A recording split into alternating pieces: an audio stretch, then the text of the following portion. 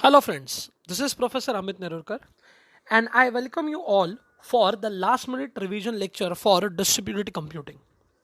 Today we will be looking at chapter number 2, that is communication.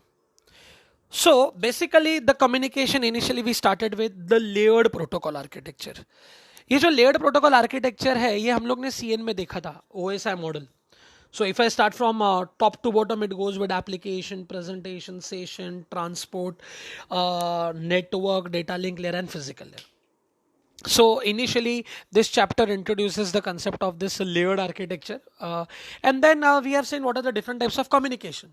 So we have blocking known as synchronous communication, non-blocking which we have asynchronous communication, persistent and transient. So if you see the diagram of blocking, on the left hand side, sender ने request send किया and request send करने के बाद the dotted line indicates a sender is blocked and it will be blocked till it receives a response from the receiver. So this is kind of a reliable communication. But if you see the other diagram on the right hand side, sender ने request करने के बाद sender is not waiting for the response. Sender block नहीं हो रहा है. So sender can continue to do some other work.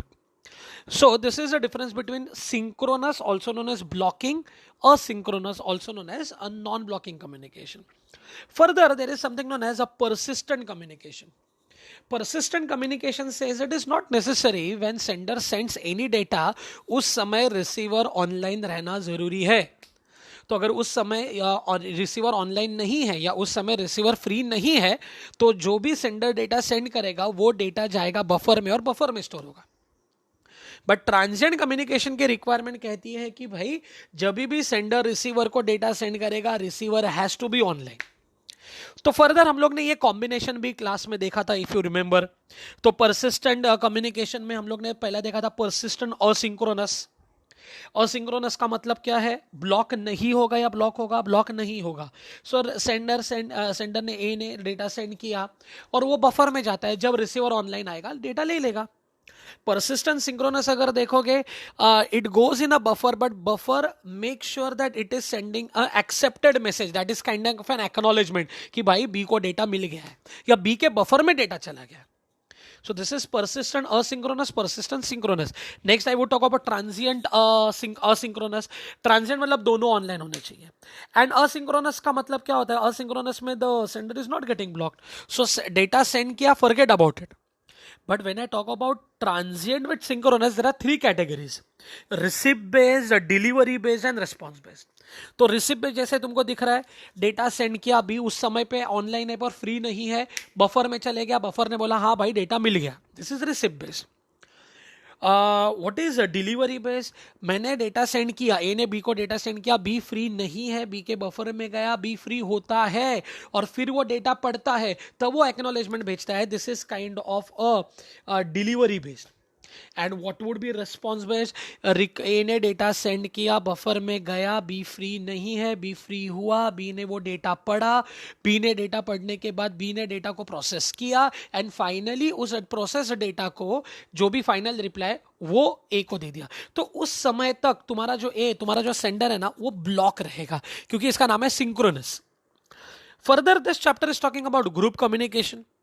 So group communication it is involving one two many, or it is involving many to one, or it is a combination where it is involving many to many, which is a combination of one to many and many to one. But for every group communication जैसे हम लोग ने discuss किया है, we need to maintain three types of ordering: absolute ordering, consistent ordering, causal ordering. सो ये तीनों जो ordering है थोड़ा मेंटेन करना डिफिकल्ट हो जाता है नेटवर्क में specifically because the order of sending end order of receiving is not same. ठीक है, पॉसिबली मैंने जो डेटा सेंड किया सर्वर के पास, मेरे बाद दूसरे सेंडर ने डेटा सेंड किया, पॉसिबली उसका डेटा पहले रिसीव हो सकता है. So the main challenge is maintaining this ordering. फिर हम लोग ने ये चैप्टर में बात किया था about message broker architecture. So if you see sender का एक अलग फॉर्मेट है of data sending and receiver का कुछ अलग फॉर्मेट है. तो ये मिडलवेयर अपने को लगेगा and this message broker is acting as our middleware. And further हम लोग ने बात किया था about stream oriented communication where we are sending continuous a byte of data, continuous stream of data. This stream of data is generally the real time data जो हम लोग generally share करते हैं. फॉर एग्जाम्पल यूट्यूब पे जो online streaming होता है या हॉटस्टार पे हम लोग जब लाइव मैच देखते हैं, live streaming. So this is an example of a stream oriented communication जहां बाइट बाय बाइट हम लोग कंटिन्यूअसली सेंड करते रहते हैं. फर्दर ये चैप्टर बात करता है about a very important concept जिसका नाम है RPC, remote procedure call. whenever you need to call a function which is not on your machine but somewhere else. सो ये कंसेप्ट जो है, ये कंसेप्ट को हम लोग कहते हैं रिमोट प्रोसीजर कॉल. जैसे तुमको दिखेगा क्लाइंट प्रोसेस ने कॉल किया, क्लाइंट प्रोसेस ने कॉल करने के बाद रियलाइज हुआ भाई जो अपने को प्रोसेस चाहिए, जो मेथड एग्जीक्यूट करना है वो तो अपने पास है ही नहीं. इसके लिए वो सिंपली कॉल क्लाइंट एक इंटरफेस के हाथ में दे देता है. उस इंटरफेस का नाम है स्टब. ठीक है, स्टब का काम है सर्वर को लोकेट करना. सर्वर को लोकेट करने के बाद वो सब पैरामीटर्स को पैक करेगा और ये जो पैक्ड पैरामीटर्स है ये सर्वर के पास भेजेगा जिसको हम लोग कहते हैं मार्शलिंग. अभी तुम्हारा सर्वर स्टब क्या करेगा, सर्वर स्टब उसको अनपैक करेगा, अनमार्शल करेगा, मेथड का नाम लेगा, फंक्शन का नाम लेगा और कॉल करेगा. सर्वर प्रोसेस उसको एग्जीक्यूट करेगा, रिजल्ट सर्वर स्टब को दे देगा, सर्वर स्टब रिजल्ट को वापस पैक करेगा एंड ये पैक्ड रिजल्ट क्लाइंट को दे देगा. क्लाइंट स्टब उसको अनपैक करेगा, अंदर रिजल्ट जो मिला कॉलिंग प्रोसेस को दे देगा. So this is how your remote procedure call works. अबे रिमोट प्रोसीजर कॉल पैरामीटर्स कैसे भेजोगे? The parameters would be sent इधर with the help of call by value concept जहां पे तुम कॉपी भेजोगे या कॉल बाय रेफरेंस जहां पे तुम एड्रेस भेजोगे. Further RPC talks about what are the different failures in RPC. So request किया, लॉस्ट हो गया. ये रिक्वेस्ट किया, प्रोसेस किया, रिप्लाई, बट रिप्लाई लॉस्ट हुआ. या रिक्वेस्ट किया, प्रोसेसिंग चालू किया, सर्वर क्रैश हुआ. Now for all this three failures एक ही सोल्यूशन है टीसीपी का, टाइम आउट एंड रीट्रांसमिशन. सबसे बड़ा प्रॉब्लम इसमें कब आता है? क्लाइंट क्रैश होता है तब. और क्लाइंट जब क्रैश होता है it creates a issue of orphans and grand orphans. What is orphan? मैंने सर्वर को एक प्रोसेस रिक्वेस्ट किया एंड मेरा जो मशीन है वो फेल हो गया. तो सर्वर एक ऐसा प्रोसेस एग्जीक्यूट कर रहा है जिसका पेरेंट प्रेजेंट ही नहीं है. ऐसे प्रोसेस को हम लोग कहते हैं ऑर्फन. एंड अगर उस सर्वर ने उस प्रोसेस को एग्जीक्यूट करने के लिए किसी और सर्वर को कॉल किया रहेगा तो उस सर्वर के पास जो रहेगा उसको हम लोग कहेंगे grand orphan.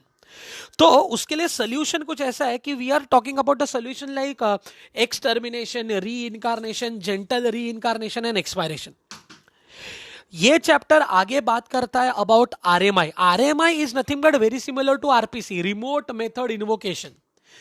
RMI is implementation of RPC in Java.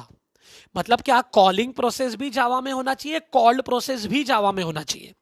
सिर्फ अगर तुम डायग्राम देखोगे थोड़ा सा कुछ चेंज है. क्लाइंट स्टब बोला करते थे, इधर क्लाइंट को बोलेंगे हम लोग प्रॉक्सी या स्टब. सर्वर स्टब जो बोला करते थे इधर उसका नाम है स्केलेटन. और इधर क्या है, सिंस जावा ऑब्जेक्ट्स यूज करता है, सबसे पहली चीज आरएमआई सर्वर रजिस्ट्री के पास खुद को बाइंड करके रखेगा, खुद के ऑब्जेक्ट्स. एंड क्लाइंट को जब भी कॉल करना है एंड सर्वर के पास जाना है तो सर्वर के पास जाने के क्लाइंट को उस मेथड का ऑब्जेक्ट पता होना चाहिए. तो ये ऑब्जेक्ट देने का काम करेगा ये आरएमआई रजिस्ट्री. बाकी working principle is as you know it is very much same as RPC. तो नाउ फर्दर जब मैं बात कर रहा हूं about this particular chapter, there would be a brief overview कि ये चैप्टर में क्या क्या था. तो हम लोग ने टाइप्स ऑफ कम्युनिकेशन देखा. फिर हम लोग ने देखा था what is a group communication, उसमें क्या क्या ऑर्डरिंग अपने को मेंटेन करना पड़ता है. मैसेज ओरिएंटेड कम्युनिकेशन देखा था, stream oriented, live and stored जो हम लोग ने एग्जाम्पल देखा था.